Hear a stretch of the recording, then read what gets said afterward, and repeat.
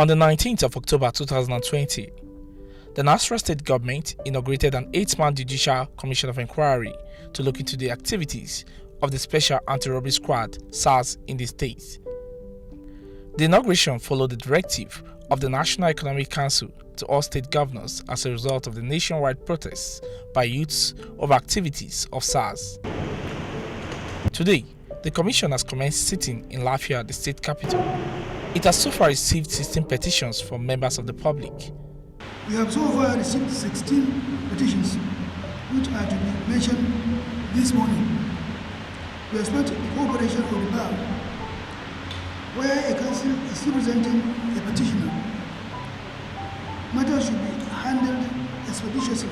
The case of Murtala Abdullahi, a company driver who was allegedly murdered in Akwanga by SARS operatives, was the first to be mentioned.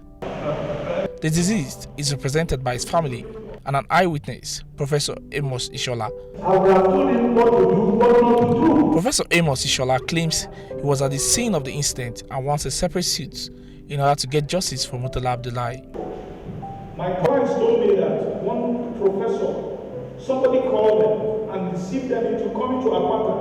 But the family of the deceased, Murtala Abdullahi, are not comfortable with his representation. After hours of deliberation, Justice Badamasi Minor struck out the petition of Professor Ishola on grounds that he needs the permission of the deceased family to file a petition. There's nothing before us to justify the case in the sudden filed by the professor. Therefore, no reason to hear him. Accordingly, the petition of the second. In fact, I have attached some copies of evidence to my memo to the inquiry. I was expecting that the inquiry will scrutinize this and invite me to talk and pass judgment later. As a matter of fact, I was not asking for money. This brings the number of petitions before the commission to 15. The Judicial Commission of Inquiry has extended the date of submission of petition to the 31st of December 2020, just as it has assured of its commitment to ensure justice for all. Most countries across the globe are currently experiencing a second wave of coronavirus pandemic. Nigeria has recorded more than 64,000 cases with 60,333 recoveries and 1,160 deaths. Nasarawa State has so far recorded a total of 479 cases, 325 recoveries, and 13 deaths. The fear of a likely second wave has spurred the Nasarawa State government to facilitate the completion of the State Infectious Disease and Diagnostic Center, Lafia. Although construction of the center started even before the outbreak of the pandemic, it is also expected to cater for other infectious diseases such as Ebola, Lassa fever, and many others.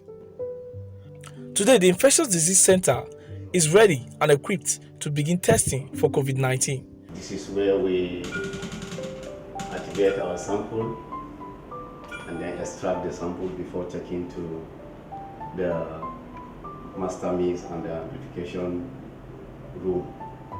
The Nasarawa State Governor, Abdullahi Sude, was at the center to assess the state of readiness of the facility to carry out COVID-19 testing.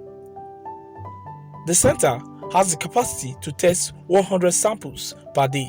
But today we have 3 different locations where tests are being carried out, and the one here in Lafia, we now collect the samples here and do our testing here. It's not even collecting the samples somewhere and bringing them to the center. Within an hour or two, we can do between 15 and 16, 15-20. So, and then you have to give the room for the testing and all that. So within a day, we could do 100. These are players of the Nasarawa United Football Club. They are here to know their status as part of requirements in preparation for the forthcoming season, which begins on the 6th of December. The lab attendance is well kitted in compliance with COVID-19 protocols. Very well. The samples taken are properly labeled.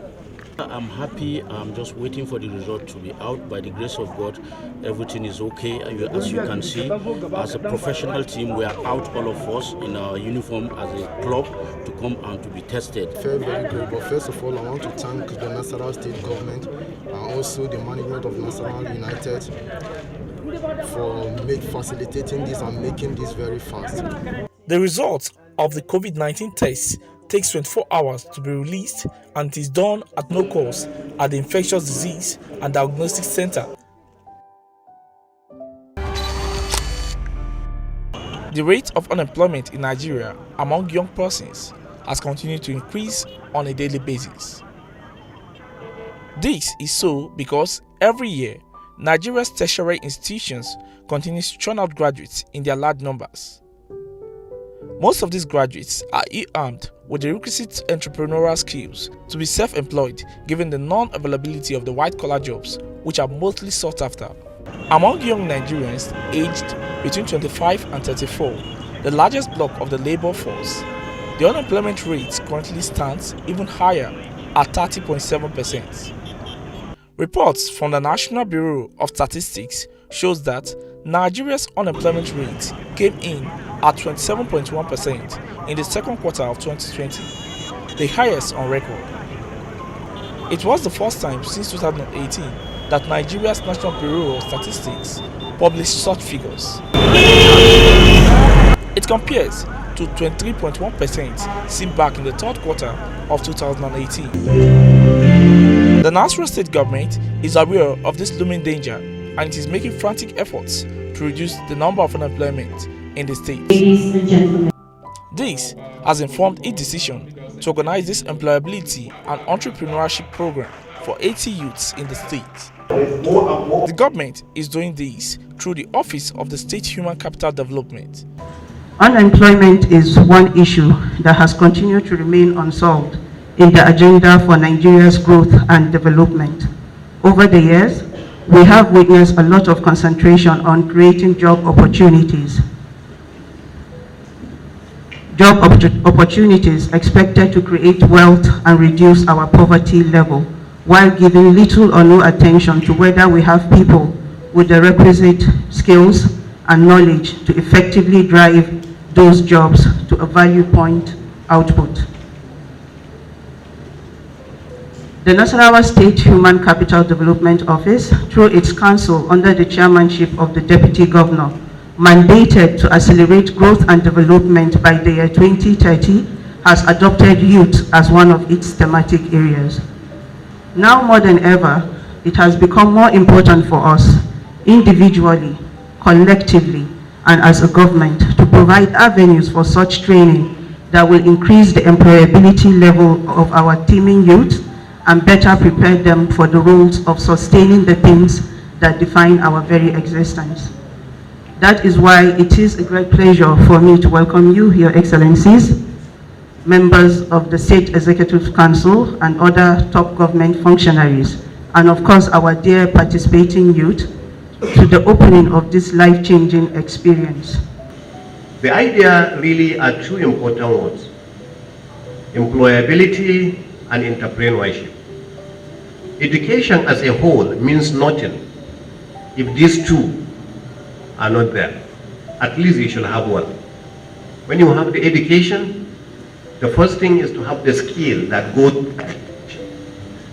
Once you have the skill, what you are about to acquire, the skill is what will help you see whether you can be employed or you can be an employer. Because if I have listened to the consultant, when she kept mentioning about this program, it's about getting employment for you or making you an employer. And I think these are the two key areas that this administration is taking seriously. And I hope you will also take it seriously like us, so that Nasarawa State will be a better place for all of us.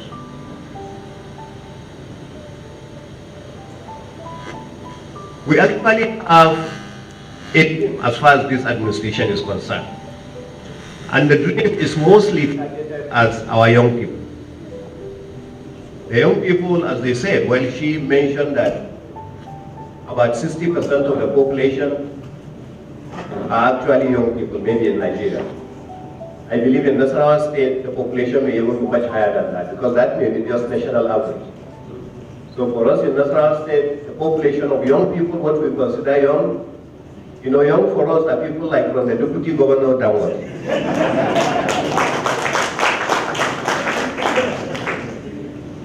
And that population is actually huge. Inspired by these giant steps, Governor Abdullahi Sule says his government would establish a graduate training institute that would retain graduates who lack the required knowledge to function in a particular field. This, he believes, would help reduce the number of unemployment among graduates with causes of low demand. It makes it very difficult to do that. And I'm telling you from experience, because as an employer myself, while as an MD of Dangote, MD of African Petroleum, one of the things we discovered was somebody will come with a degree that we found it very difficult to employ the person because you don't know where to apply that degree. So what we did was that you will employ the people, and now you have to spend almost 6 months to train them. So which means you just brought them as trainees to train them for 6 months before you can truly employ them to work for you. This is what this is all about. So rather than now going to do that, because in Dangote maybe you will hear Dangote Academy. What Dangote Academy is doing is just to engage people with maybe a degree program in engineering. You have a lot of people with degree in engineering that they are not engineers, because that's the way it is. You have a lot of people with degree in medical sciences, they are not doctors. You know, so people have to go and acquire the skill to be engineers, to be doctors, to be lawyers, and to do all those kind of things. And this is what the program is all about. So we have an institute that we are getting ready, you know, by the grace of God, to have people who have certain degrees, or HND, or OND, and the rest of that. And they will come in and hopefully become employable, and they will become employers. Because by the time you train them on all these various areas, you know, ICT, because that's part of the program that you will get here. Today you have seen the two consultants that came in, you know, because of their knowledge of ICT. Nobody is carrying papers like the one I'm carrying. They just came in to do that. Today I'm even lucky, I'm just carrying my speech. Otherwise I usually carry big, a lot of papers that I will just be opening from one side to the other.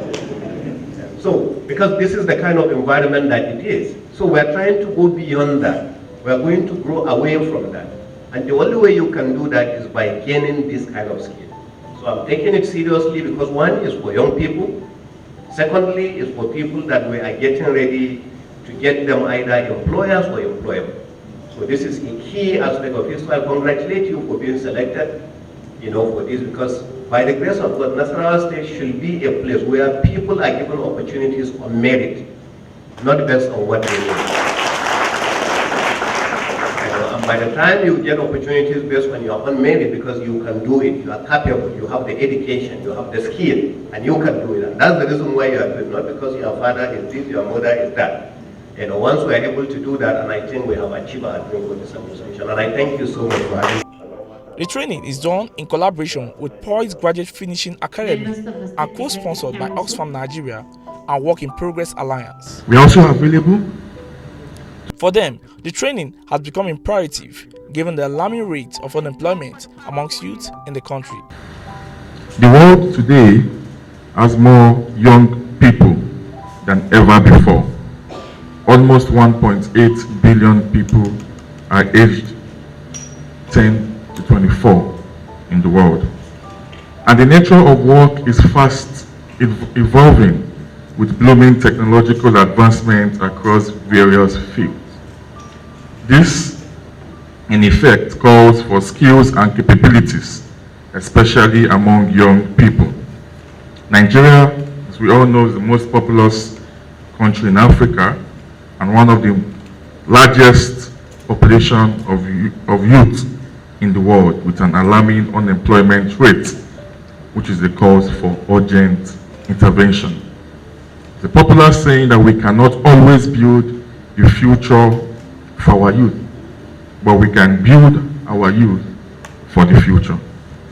And at POIS Nigeria, POIS Graduate Foundation Academy, we create economic opportunities for youth in Nigeria through the empowerment in the 21st century soft skills and ICT skills. And we create great executives. We have trained and empowered over 44,000 youths in Lagos, Edo State, and all over the country, and connected youth with job opportunities. And our focus is to equip young people with the 21st century skills in soft skills, and also ICT skills. And this empowerment program that we have brought to Nasarawa State, the aim for us is to bridge the gap between the knowledge obtained from university and the demand from the workplace. Our young executives will be trained, who are also the participants of this training, with specific employability skills and entrepreneurship skills training, like problem solving, ethics, business communication, how to manage your boss, how to set up a business, how to finance the business, and how to run a business successfully. And we decided that to work alongside Nasarawa State government to see how we can support the government as well as young people to acquire the skills that they need to seek for jobs and also create jobs. I want to use this opportunity to thank the government, as the project is closely working in line with Nasarawa State's thematic area of developing youth. The Work in Progress project is supported by the Ministry of Foreign Affairs of the Netherlands government. It seeks to build the economic potentials of young people by building their skills to seek for jobs through employment and to create jobs through entrepreneurship. Oxfam encourages young executives, and that is what I represent. At the center of our work, we believe that the youths who make up a large population of the percentage of the population are pivotal in ensuring sustainable development is possible. The youths are expected to be exposed to an intensive training that will equip them on creative thinking, interview and CV writing skills, problem-solving skills, ethics, selling to win, and many more. For the youths who are beneficiaries, participating in a program as this is a dream come true. They are optimistic that it will build them towards a better future. Actually, my expectation on this program is not far from the cycle of acquiring skills after having the knowledge from the academic environment, and here also to get the skills that develop my self-confidence, and tomorrow, by the grace of God, I'll be self-employed. Actually, I'm very glad, and I really appreciate if after the final program, I'll be employed, and at least I'll have a little understanding, and I guess I'll acquire more knowledge and the little entrepreneurship skills I'm going to start doing on my own. The project, which is expected to last for 3 weeks, is aimed at creating a mindset shift among the youth and connecting unemployed youth to job opportunities. Youths have been empowered and have been given maybe gainful employment in the states. Thank you so much, Godwin, for this wonderful question. You have already said you have set the ball rolling.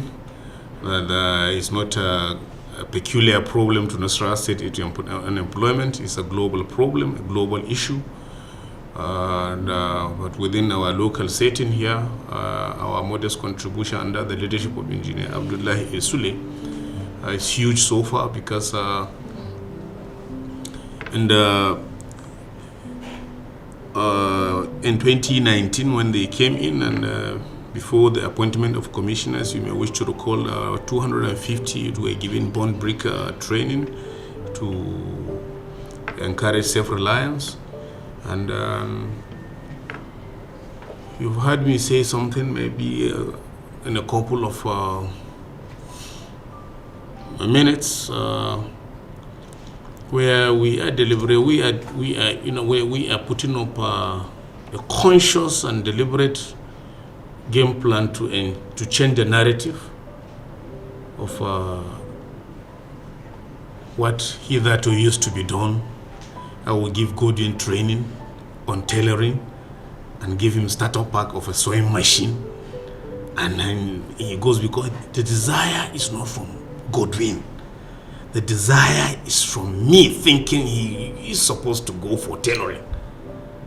And you find that most of those that benefited from church do sell off the startup packs, because that is not the desire. So we want to change that brand of youth empowerment.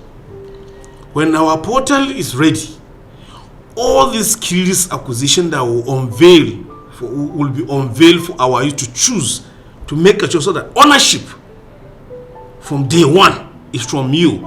I have indicated interest in carpentry. I've indicated interest in ICT. Or the other person must have indicated interest in molding blocks, whatever, so that there will be ownership. That after the skill acquisition program, you hold it dearly. You will know this is my own, not just being given to me by somebody else. This is the departure we want to have, that hitherto does not exist in Nasarawa state. And I will say we have started in the sense that in collaboration with ITF, we are 100 youths. I think their training will terminate December on ICT, cosmetology, and tailoring. We did not just give out the forms. Who makes some inquiries about who chooses what and what have you not before distributing those forms? So that at the end of the day, it's not just to be a window dressing stuff. It has to be something that could go down, that could add value to that life of the individual who benefited from such kind of schemes. Not just this the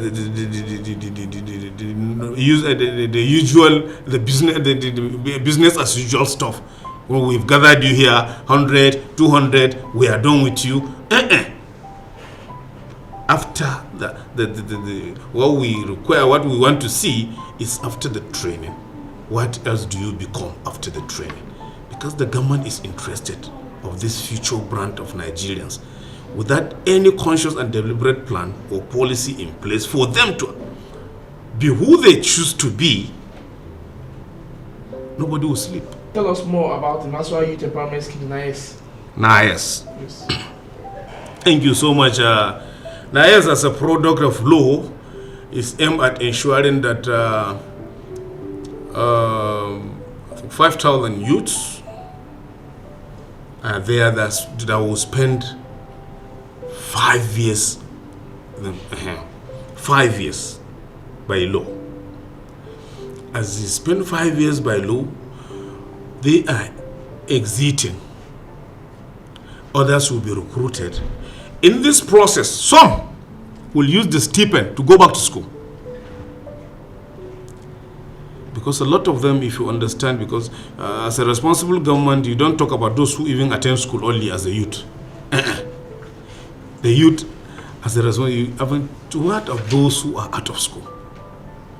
And me and you knew some of them who were either in NIS too, where some who were either out of school, couldn't finish as a result of one reason or the other. But we engage them today. They have been trained as traffic wardens, as security watch in the security guard, forestry guard, as sanitary people, and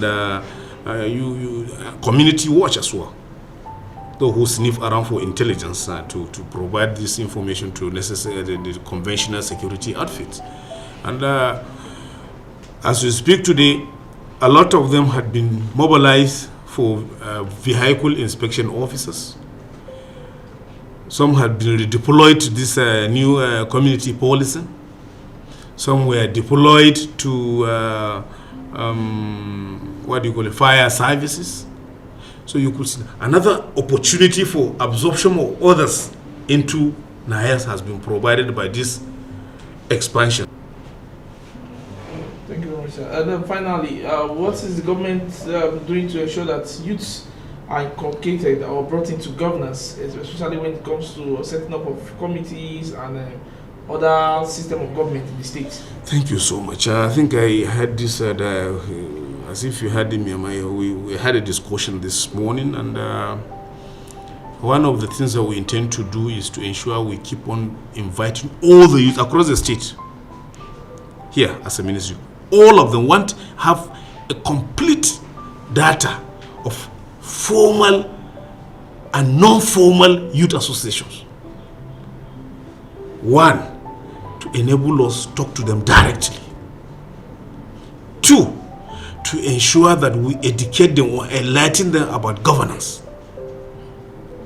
Three, to equally show them that this government is theirs and the government expects them to take the opportunities provided or platform provided to add value to their lives so that they will be better leaders tomorrow.